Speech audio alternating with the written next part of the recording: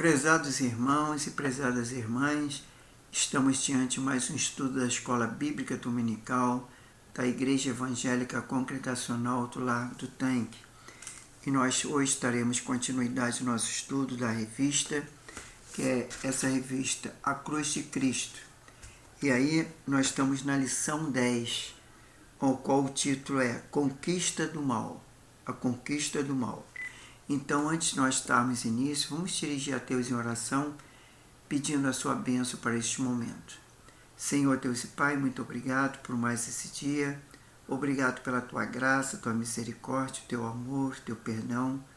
Obrigado porque o Senhor tem cuidado de nós, tem nos abençoado.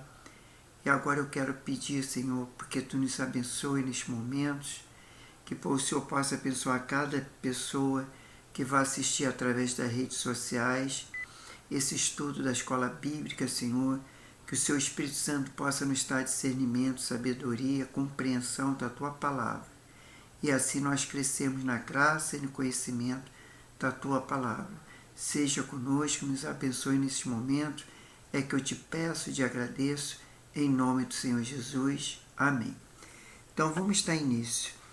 A revista ela fala que o texto básico em Colossenses 2, versículo 13, 15. Aliás, versículo 2, do 13 ao 15. Então, vamos ler. O 13 diz: E vós outros que estáveis mortos em vossos pecados e na incircuncisão da vossa carne, vós vivificou justamente com ele, perdoando a todos os nossos delitos, havendo arriscado o escrito de dívida que havia contra nós, mas suas ordenanças, ao qual nos era contrário, tirou do meio de nós, cravando-se na cruz. E tendo despojado os principados e potestades, e expôs publicamente ao desprezo, e dele triunfou na cruz. Bom, isso aí é o nosso texto básico. Agora temos o texto devocional, que é Apocalipse 12, 1, 2.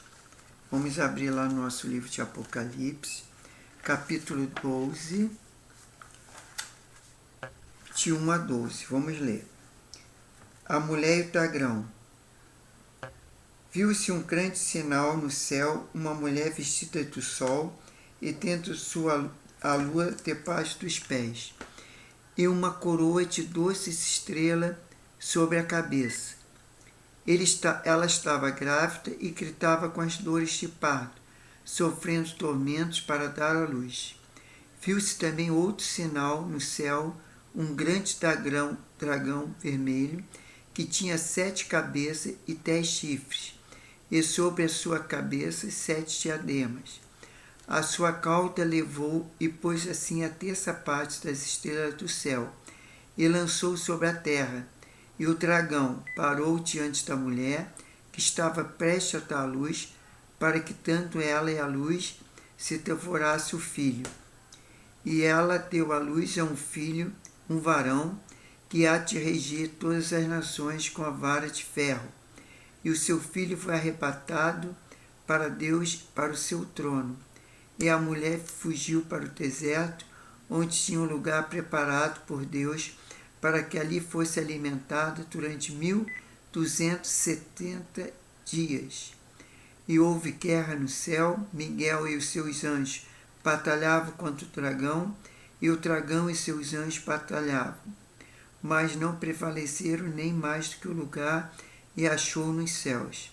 E foi precipitado o grande dragão, e a antiga serpente, que se chama Diabo e Satanás, que engana todo mundo. Ele foi precipitado na terra, e os seus anjos foram lançados com ele. Então eu vi uma grande voz no céu e dizia: Agora é chegada a salvação, e a força e o reino do nosso Deus, e o poder do seu Cristo, pois já o acusador de nossos irmãos foi lançado fora, o qual diante de vosso Deus, do nosso Deus, e acusava de dia e de noite. E eles o venceram pelo sangue do Cordeiro e pela palavra do seu testemunho. não amaram as suas vidas até a morte. Pelo que alegrai-vos os céus e vós que neles habitais. Ai dos que habitam na terra e no mar, porque o diabo teceu a vós, e tem grande ira, sabendo que pouco tempo lhe resta. Bom, isso é o texto devocional da nossa revista, nossa lição, e temos o versículo-chave. Só que o versículo-chave é o próprio Colossenses 2, versículo 13 ao 15, que nós já lemos. Então, vamos lá. Qual é o alvo da lição? O alvo da lição é ministrar esta lição, tendo como alvo que o aluno se torne capaz de identificar nessa escritura e compartilhar com os outros, que somente o seus usos podendo obter satisfação verdadeira. Então, nós temos aí, como diz o autor, o aluno será capaz de identificar essa escritura que somente em Jesus se pode obter satisfação verdadeira. Sentir, desejar obter vitórias em todos os setores da vida. Estudar na Bíblia sobre vitória e libertação do pecado, da escravidão, da lei e do engano do mundo e do pavor da morte. Então, nós agora vamos partir para a introdução, que, embora a palavra morte esteja aproximadamente associada a fim, destruição ou ruína, há um convite de todos nós para que olhemos a crucificação de um outro ângulo, vitória ou conquista. Este vocábulo, vitória, estava presente nos lábios e na pena dos escritores no Novo Testamento, conforme Romanos 8, versículo 37 e 2 Coríntios 2, versículo 14. E não é sem motivo que cada uma das 7 cartas do Apocalipse, capítulo 2 e 3, termina com a expressão ao vencedor. A. W. Tozer afirmou, abre aspas, nós nos mantemos na vitória de Cristo, fecha aspas. E Paulo brandou, abre aspas, graças a Deus que nos está a vitória por intermédio do nosso Senhor Jesus Cristo, fecha aspas. Isso está lá em 1 Coríntios 15, versículo 57. E todo o caminhar triunfante da igreja só se tornou possível por causa do sangue do Cordeiro, conforme Apocalipse 12, 11, e o que nos remete à cruz. Bom, número 1 em Algarismo Romano diz, como título, as dimensões da vitória de Cristo. Em Colossenses 2,15, Paulo atesta que na cruz Jesus triunfou sobre o mal. Stott sustenta que, embora a derrota decisiva que Deus, por meio de Cristo, trouxe a Satanás, se tenha dado na cruz as 6 etapas descritas na Escritura, que representam o desenvolvimento desta conquista. Vamos lá. Primeiro, a predição da conquista, está em Gênesis 3,15. Às vezes esquecemos que o chamado proto-evangelho, primeiro evangelho, é na verdade uma sentença passada à serpente. Ou seja, Gênesis 3, versículo 15, é uma palavra de Deus para a serpente e não para o primeiro casal. Número 2. O início da conquista do ministério de Jesus. Há vários fatos que comprovam o desígnio de Satanás em se livrar de Jesus, porque sabia que ele estava o seu futuro conquistador. A letra A matança dos meninos por ordem de Herodes. Isso lá em Mateus 2, versículo 16 e 18. Tá, isso foi um motivo que ele não queria que Jesus permanecesse, né? Para no mundo, para pregar o evangelho também e para depois morrer na cruz para nos libertar. A tentação no deserto foi outra coisa que Jesus sofreu, né? Terceiro, alguns homens que após a multiplicação dos pães queriam fazer Jesus um rei sem a cruz, conforme João 6, versículo 15. Letra D. A repreensão do apóstolo Pedro. Para trás de mim, Satanás. Isso aí foi o que Jesus falou em Mateus 16, 21 a 23. Letra E. A traição de Judas, a quem Satanás havia de fato entrado, conforme João 13, 27. Todavia, mesmo antes da crucificação, há evidências da vitória de Jesus sobre o mal, expulsando os demônios, Marcos 1, 24, a cura da enfermidade, Mateus 4, 23, e a própria natureza submetendo a ele, Marcos 4, 39. São alguns exemplos, além do relato, dos discípulos que voltam da missão e a declaração do Senhor. Entre aspas, eu via Satanás caindo do céu como um relâmpago. Está lá em Lucas 10, versículo 17 a 20. Número 3. A relação da conquista. Ou melhor, a realização da conquista. Em 3 ocasiões, Jesus se referiu ao diabo como o príncipe deste mundo. Em João 12, versículo 31. E João 14, versículo 30. E João 16, versículo 11. Acrescentando que ele estava prestes a vir, no sentido de lançar sua última ofensiva, mas que seria expulso e julgado. Os intérpretes do Novo Testamento têm visto nessas palavras de Jesus uma referência antecipada da vitória que Jesus aplicaria sobre os poderes das trevas e por ocasião da sua crucificação. Letra A. Antes de letra A, vamos lá. O texto de Colossenses 2, versículo 13 a 15, demonstra isso ao relatar 2 fatos que ocorriam enquanto o Cordeiro de Deus era moído e transpassado. Letra A. O perdão dos nossos pecados. O perdão veio mediante um cancelamento das dívidas. Letra B. O triunfo sobre os poderes das trevas. De que maneira a cruz de Cristo é um triunfo sobre os poderes da treva? Bom, essa é a pergunta. Paulo usa 3 verbos para relatar a derrota do mal, que é despojar, expor e triunfar. Desposar podia significar que Deus em Cristo desnudou os poderes das trevas, como se faz com uma roupa imunda. E desnuda poder significar derramar, privar da posse ou do poder. Ele publicamente os expôs ao desprezo. A Bíblia NVI traduziu, entre aspas, fez dele um espetáculo público, fecha aspas. Parece que não há uma série de jogo de palavras, porque a crucificação era também a exposição do criminoso ao público. Todavia, na morte de Jesus Cristo, quem estava sendo exposto não era ele, e não tinha crime algum, conforme João 19, 6, mas os principados e potestades, que não conseguiram evitar que o Senhor não chegasse até a cruz, estes eram os verdadeiros desprezados e derrotados.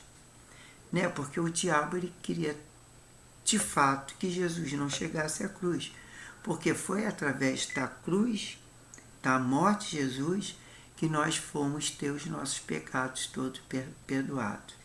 E assim para todos aqueles que nele crê, que não pereça, mas vai ter a vida eterna. Triunfando sobre ele na cruz é provavelmente uma referência à procissão de cativos que celebrava a vitória. Calvino comentou, entre aspas, foi como se a cruz, que era cheia de vergonha, houvesse sido transformada numa carruagem triunfal. Aí temos, Satanás adquire poder sobre o homem, condenado e ao viver distante de Deus, por meio do pecado trazido no mundo pela serpente. Cristo, ao cancelar e remover o pecado, desarmou, desacreditou e derrotou os poderes das trevas. Ele também venceu o mal mediante a resistência total de suas tentações, conforme Filipenses 2,8. Se Jesus tivesse desobedecido, desfiado-se de um pouquinho que fosse o caminho da vontade de Deus, o diabo teria ganho um ponto e frustrado o plano da salvação. Já no número 4, a gente vê que a ressurreição foi a confirmação e o anúncio da conquista. Está lá em Atos 2, 24, Efésios 1, versículo 20 ao 23 e 1 Pedro 3, versículo 22. A cruz foi a vitória conquistada e a ressurreição e a vitória endossada. Aquele que começou o seu ministério anunciando a vida não poderia terminá-la tragado pela morte. E os poderes das trevas que haviam sido privados de uma arma e domínio na cruz, agora como consequência de derrota, foram colocados sob os pés de Cristo e sujeitos a Ele. Já no número 5, fala sobre a extensão da conquista. A conversão é descrita na Bíblia não apenas como processo de levar os homens do pecado para Cristo, mas também de convencê-lo das trevas para a luz e do poder de Satanás para Deus. 2 ídolos a fim de servir ao Deus vivo e verdadeiro, do domínio das trevas para o reino do seu Filho amado. Conforme Atos 26, 18, 1 Tessalonicenses 1, 9, Colossenses 1, 13, isso na Bíblia NVI. Isto significa que à medida que pessoas vão se convertendo, as trevas vão se dissipando e a luz vai brilhando. E o poder de Deus chega ao mal e o mal perde o controle ou o domínio da vida escravizada. Amém, né? A gente sabe que à medida que as pessoas vão se convertendo, as trevas vão se dissipando, né? Porque cada um que se converte é menos um que está nas trevas. Agora vamos lá, número 6, a consumação da conquista. Na verdade, a conquista do mal é um processo. Começou na cruz e caminhará até a consumação dos séculos. Quando Cristo morreu, o cabeça da serpente foi esmagada. E o diabo tem os seus dias contados. A partir daí, Deus está aguardando o Senhor colocar todos os seus inimigos debaixo dos seus pés, conforme Hebreus 10, versículo 12 e 13. Quando isso acontecer, todo joelho se dobrará em sua presença e toda língua confessará que Ele é o Senhor, conforme Filipenses 2, 9 e 11. O diabo será jogado no lago de fogo, onde a morte e o inferno seguirão. Então, quando todo o domínio e autoridade e poder do mal tiver sido destruído, o Filho entregará o reino ao Pai, e ele será tudo em todos, conforme Apocalipse 20, versículo 10, versículo 14, e 1 Coríntios 15, versículo 24 ao 28. Desfrutando a vitória de Cristo. Número 2. Nós precisamos, como crente, aprender quem somos em Cristo Jesus.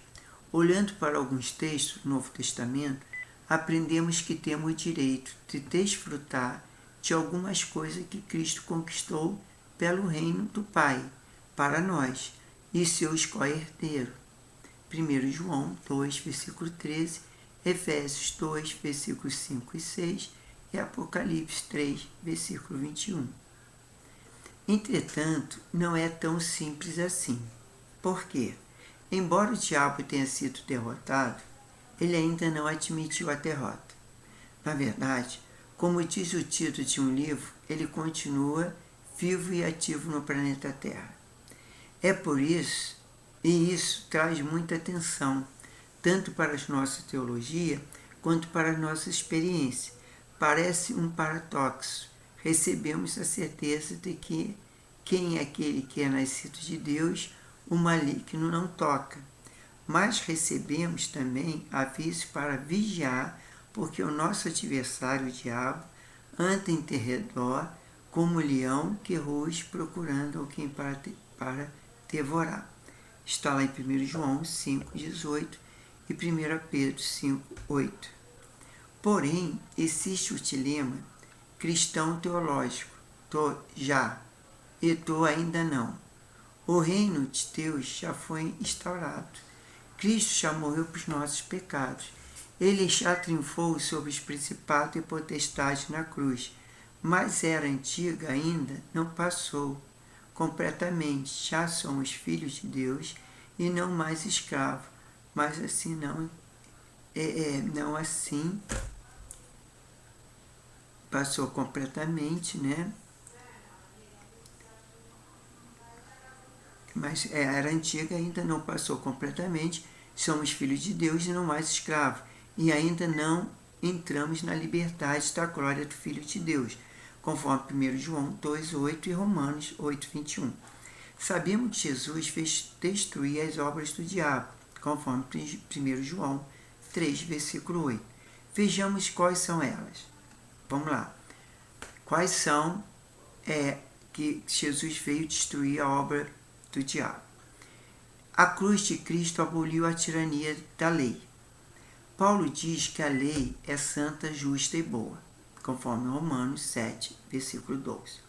Porém, ela condena a desobediência, levando-nos assim a sua maldição ou juízo. Cristo nos resgatou da maldição da lei, fazendo-se ele próprio maldição por nós, conforme Gálatas 3, versículo 13. E nesse sentido é que Cristo é o fim da lei, e já não estamos sobre ela, conforme Romanos 10, 4. Contudo, isso não quer dizer que de agora em diante já não existe absolutos morais e não ser amor, ou que já não temos obrigação de obedecer à lei de Deus. O que acontece é que a lei não nos escraviza, porque meio da sua condenação ou maldição, porque nós não estamos debaixo dela, conforme Romanos 6,14. Estamos em Cristo e já nenhuma condenação há para este, conforme diz lá em Romanos 8, de 1 ao versículo 4. Devemos lembrar que na tentação de Jesus, o maligno usou as escrituras de forma errada. Ele ainda usa para tentar escravizar os filhos de Deus, como instrumentos de acusação ou condenação. Mas Cristo nos libertou da impossível missão de guardar a lei, conforme Tiago 2,10 e Romanos 3,28. Então, esse sentido que recebemos, a libertação da lei. Mas antes de encerrar esse ponto, atente para esta frase, entre aspas.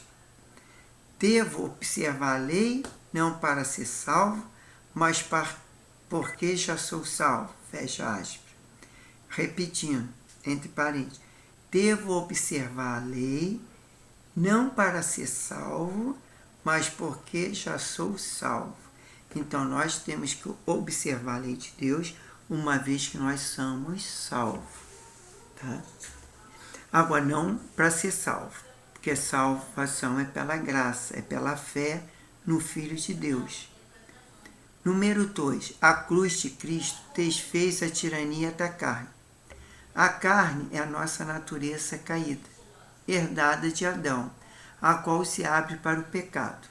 Algumas das obras da carne são bem conhecidas de todos nós: imoralidade sexual, bebedice, idolatria, feitiçaria, ódio, ciúmes, ira, inimizade e etc.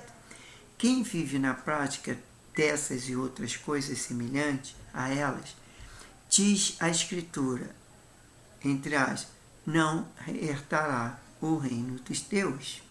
Fecha aspas, escravo do pecado, conforme Gálatas 5, 18, 19 e 21, e João 8, versículo 34.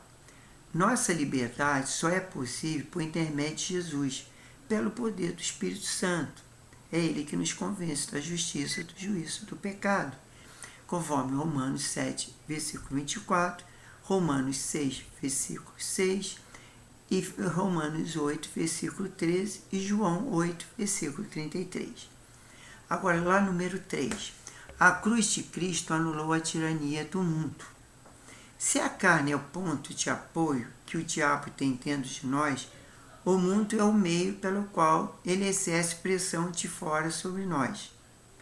Esse mundo é a sociedade humana, sem Deus, que, por isso, abre suas portas para toda influência maligna. O mundo jaz, está deitado e reclinado no maligno, conforme 1 João 5,19. As 3 coisas que caracterizam o mundo são concupiscência, desejo de coisas proibidas, da carne, a concupiscência dos olhos e a soberba da vida. Jesus, porém, replicou: Eu venci o mundo, conforme João 16, versículo 33. Ele venceu rejeitando por completo os valores distorcidos e fixando os olhos somente na vontade do Pai. Nós, por meio de Cristo, também podemos vencer o mundo. 1 João 5, versículo 4, 5. Nada tem mais poder que a cruz de Cristo para nos afastar do mundanismo, conforme Gálatas 6, 4. A cruz de Cristo destruiu a tirania da morte. Essa verdade está muito clara em Hebreus 2, versículo 14 e 15. Por sua morte, destruísse aqueles que têm poder da morte, e saber o diabo, a livrar-se todos que, pelo pavor da morte, estava sujeito à escravidão por toda a vida. O medo da morte é o próprio do ser humano. É necessário lembrarmos que a morte é o salário do pecado, ou seja, um castigo, e ninguém gosta de castigo. E depois da morte virá o juízo, conforme Hebreus 9, 27. Paulo comparou a morte a um escorpião cujo aguilhão, ferrão, foi retirado e um conquistador militar cujo poder foi quebrado, conforme 1 Coríntios 15, versículo 55. Agora que Cristo tirou nossos pecados, que somos perdoados, a morte já não nos pode causar dano, nem nos apavorar, mas ela ainda continua sendo um inimigo desnaturado, desagradável e indigno, o último inimigo a ser destruído, conforme 1 Coríntios 15, versículo 26. Jesus nos deu livramento ao proclamar: Eu sou a ressurreição da vida, quem crê em mim, ainda que morra, viverá, e todo que vive e crê em mim não morrerá eternamente. Crê isto? Está lá em João 11, 25 e 26. É verdade que Jesus é a ressurreição da vida. E quem crê nele, ainda que morra, viverá, porque ele vai dar a vida eterna. Porque nós vamos morrer, todos nós, se Jesus não voltar antes, morrer da carne. Mas a gente ainda continua vivendo espiritualmente. A gente continua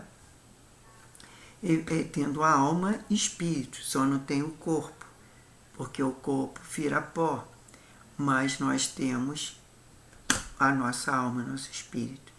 E se nós cremos, ainda que morra, viverá, mas viverá em um corpo incorruptível e viverá a vida eterna. Agora vamos para a conclusão. O mal entrou no mundo pelo pecado, porque o homem abriu-lhe a porta. Para ele poder sair, Cristo teve que derramar seu precioso sangue na cruz, porque sem derramamento de sangue não há remissão. Está lá em Hebreus 9, 2.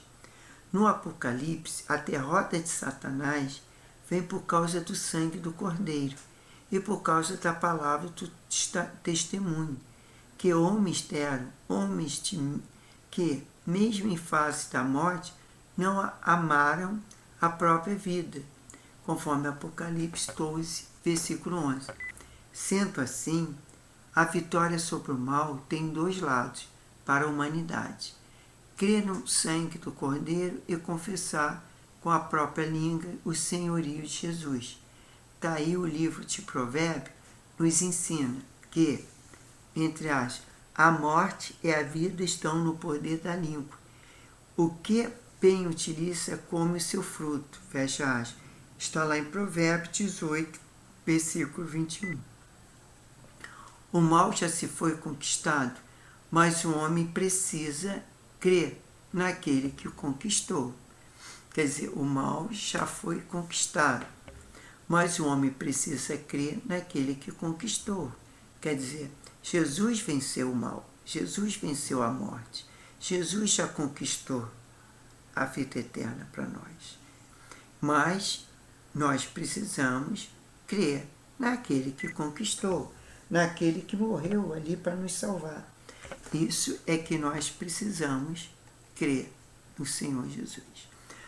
Bom, irmãos, nós terminamos agora a lição 9, 10, melhor dizendo, e nós vamos, semana que vem, já estudar a lição 11. Essa revista vai até a lição, se eu não me falha a memória, até a lição 17. Isso mesmo, é a última lição 17. E a lição 11, ela fala como título a comunidade da celebração. Então, nós vamos estudar na próxima semana a celebridade, a comunidade da celebração. Então, nós ficamos por aqui. Vamos agradecer a Deus por esses momentos, dessa vitória de Cristo na cruz, que Ele derrotou a morte, Ele venceu a morte, e nós, como co-herdeiro de Cristo, para todos aqueles que creem que Jesus é o Senhor, é o Salvador, que é o caminho, a verdade e a vida, esses terão garantido a sua vida eterna. E a morte não vai nos vencer, porque ainda que morra, como Jesus falou, nós viveremos. E nós viveremos para a vida eterna, daqueles que guardarem os mandamentos de Deus e vão obediente à sua palavra. Então vamos louvar e agradecer a Deus por esses poderosos feitos do Senhor. Meu Deus e meu Pai, muito obrigado, Senhor, pelo sacrifício de Jesus na cruz do Calvário, por ter morrido pelos nossos pecados, pelas nossas falhas, nossas fraquezas. E o Senhor, meu Pai, derramou seu sangue inocente. O Senhor Jesus foi ali e morreu, mas louvado seja Deus porque Ele ressuscitou. E nós temos essa primícia, que Jesus ressuscitou, nós podemos também ressuscitar. E nós estamos diante de Deus. Ó Deus, muito obrigado por mais esse estudo.